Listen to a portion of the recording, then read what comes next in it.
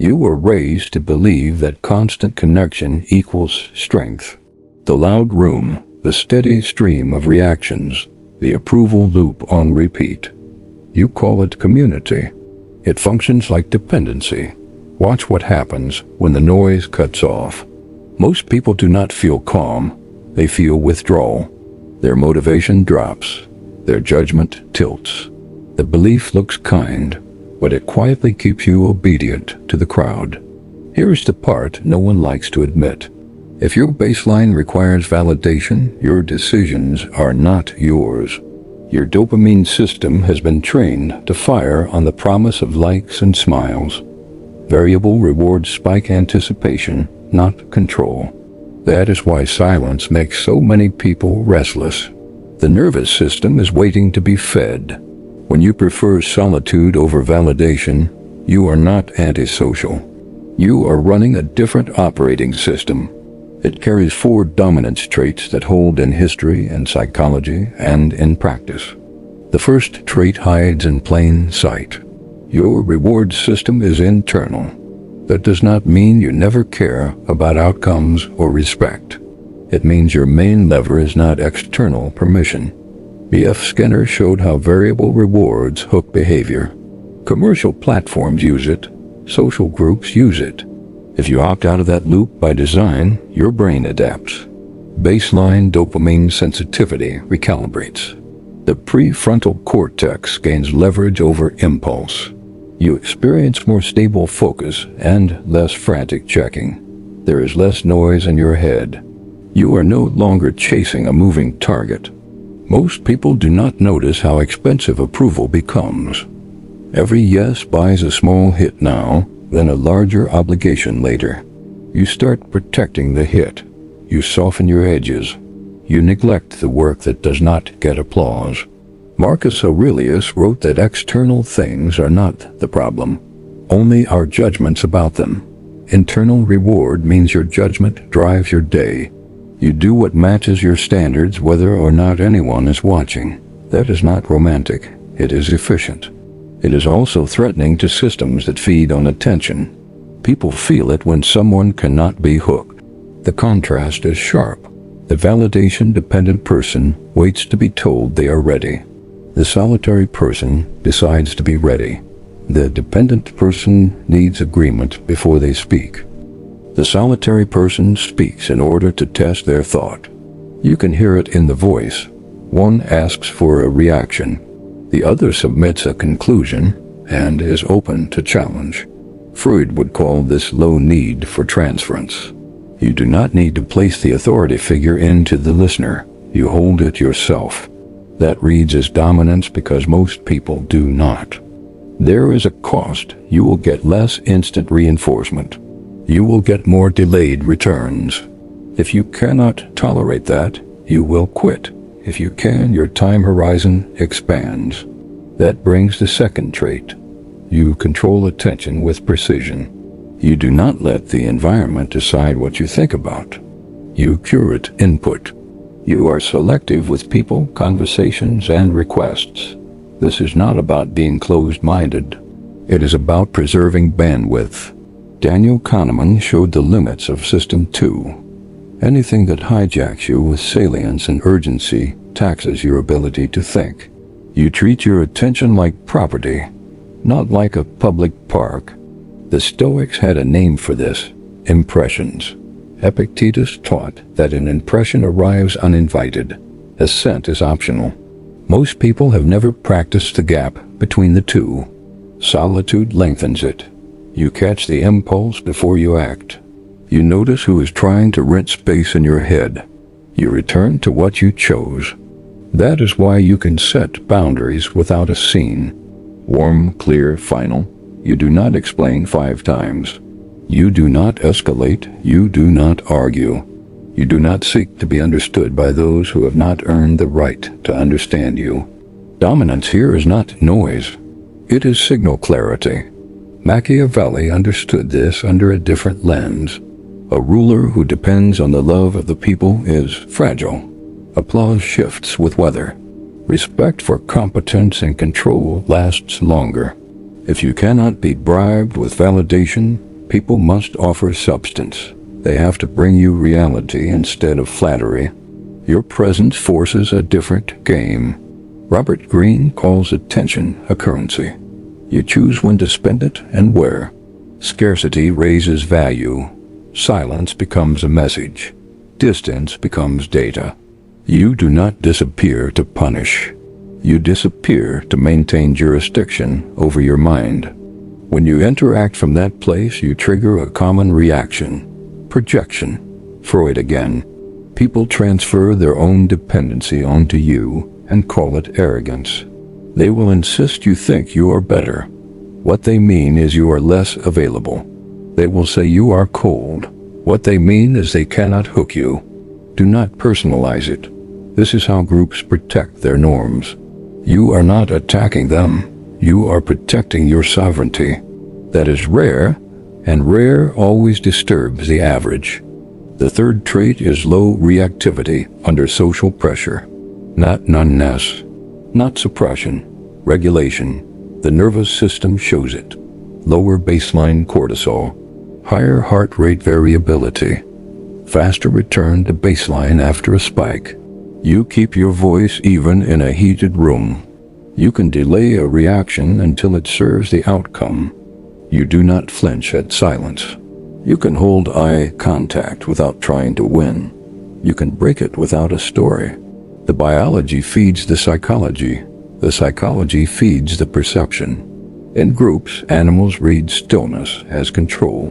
People do too. It is not mystical. It is pattern recognition. This is where dominance becomes visible. When tension rises, most people leak. Their words accelerate. Their tone lifts. Their hands perform. You do less. You do not add qualifiers. You do not fill every gap. You do not try to repair another adult's discomfort. That restraint has weight. Nietzsche wrote that the strong carry their law within. They can stand alone with it. If you have trained solitude, you are not afraid of the short-term cost of holding a line. You have felt loneliness without breaking. You do not avoid it at any price. Others sense that. They stop offering cheap prices. There is a trap here. Some try to manufacture this by copying behaviors. The slow blink, the long pause, the measured speech. It often reads as a performance. People detect incongruence. The nervous system broadcasts it. True low reactivity comes from practice, from hours of work without feedback, from facing your own thoughts, from stripping away compulsive self-explanation. It is earned. It is why your no lands without drama. It is why your yes carries weight. There is no substitute. The fourth trait is walk-away power paired with frame control. In negotiation theory, this is your outside option. Fisher and Urey called it the best alternative to a negotiated agreement. If your life functions in solitude, your outside option is always viable. You can exit bad deals. You can leave unhealthy groups. You can decline roles that require you to trade integrity for clout. You do not threaten to walk. You can walk. The minute that becomes real, the dynamic with any person or crowd changes. You are no longer trapped in their frame. Frame control simply means you choose the terms and the pace of engagement. You choose the arena. You do not follow arguments into corners that were built to weaken you. You set criteria for what counts as progress. You clarify what is non-negotiable and what is flexible. You do it early, calmly. Machiavelli advised rulers to act like lion and fox. Strength and strategy. Solitude trains both because it forces you to think in contingencies. It gives you time to see the board before you move. History respects this pattern. Fabius Maximus saved Rome by refusing to fight on the enemy's terms. He held ground. He chose timing. He absorbed scorn from his own citizens because he could tolerate it. He was not addicted to their validation. When the results arrived, the same citizens revised their story. That is how it works. Results rewrite narratives. You cannot buy that with charm. You buy it with patience and discipline, which are only possible if you can stand alone long enough to see them through. Notice the difference between isolation as avoidance and solitude as training. Avoidance hides from reality. Training prepares for it. Avoidance blames the world. Training accepts the world as it is and builds leverage inside it. The belief you were taught confuses the two, so you never attempt the second. You are told that choosing solitude means you are broken. Convenient story. It keeps you close to the crowd where you are easy to manage. In practice, these 4 traits reinforce one another. Internal reward frees you from cheap signals. Attention control keeps your mind clean. Low reactivity makes you stable under pressure. Walk-away power lets you shape outcomes without pleading. Together they produce a posture the world reads as dominance. Not because you chase status, but because you do not need permission. This is what Stoics called freedom. It is not given. It is taken by responsibility for one's own impressions, choices, and standards. There will be pushback. People invested in validation economies will try to pull you back in. They will offer quick comfort and soft threats. Inclusion if you comply. Subtle exclusion if you do not. They will reinterpret your restraint as weakness, then as hostility, then as a problem. Stay steady, polite, precise. You are not here to perform in someone else's script. You are here to align your actions with your standards, then accept the consequences. Control what you can. Let the rest sit where it belongs. Psychologically, this is not a stunt. It is a reconditioning. You train your brain to favor delayed reward over immediate approval. You strengthen executive function by reducing novelty overload. You reduce learned helplessness by proving you can act without a cheering section. You protect your identity from fusion with the group. You maintain an observing self. When you enter groups, you bring that with you. You become a stabilizer rather than a consumer of stability. People eventually feel safer around you because you are not desperate for their energy. That is a different kind of dominance. It builds rather than extracts.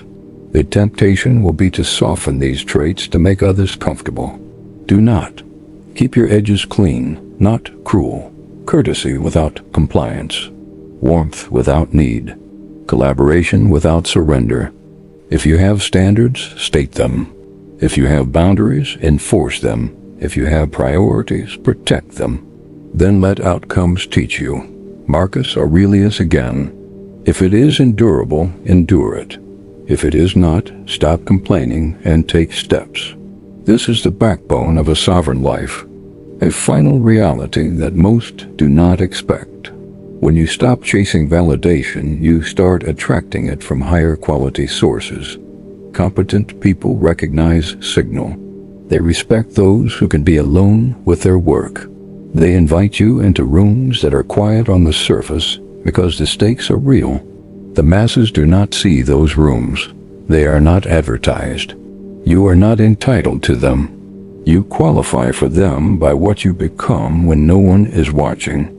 If you heard yourself in this, consider it confirmation. If solitude feels more honest than applause, you are not broken. You are building uncommon leverage. Most will not do it. Most will choose warmth over strength. That is their right. It keeps the world predictable. It also keeps it noisy. This is not for them. If you can carry these 4 traits without theatrics, stay close. There are deeper layers that cannot be broadcast to a crowd without being diluted or misused. I do not share them with people who still need the room to clap before they act. I share them with the few who can sit with the discomfort, make clean choices, and own the cost. If that is you, keep listening.